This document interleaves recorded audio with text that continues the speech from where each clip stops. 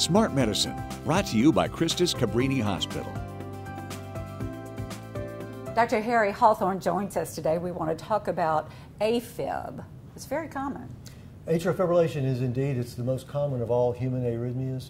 In central Louisiana, we have a huge problem because, as you know, Louisiana has the highest incidence of heart disease in the nation. So we have a huge population with this. Common disease processes that are associated with AFib are high blood pressure, coronary artery disease, valvular heart disease, thyroid disease. So there's many, many different problems that can cause atrial fibrillation. And of course, sometimes the most common symptom of AFib is the stroke.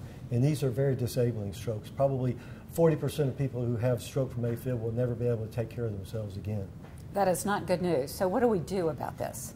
First of all, it's vigilance. You have to keep good care of yourself, watch your blood pressure very carefully.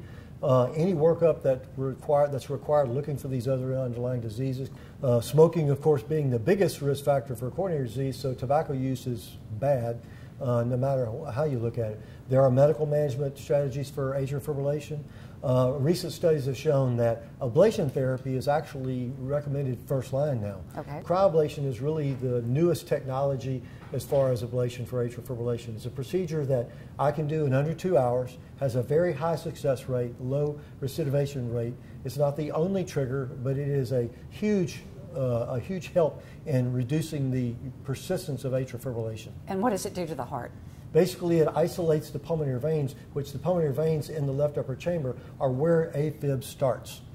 So what we do is we freeze the opening of the pulmonary veins with this balloon, and so that all the electrical activity in the vein can no longer access the heart. Smart Medicine, brought to you by Christus Cabrini Hospital.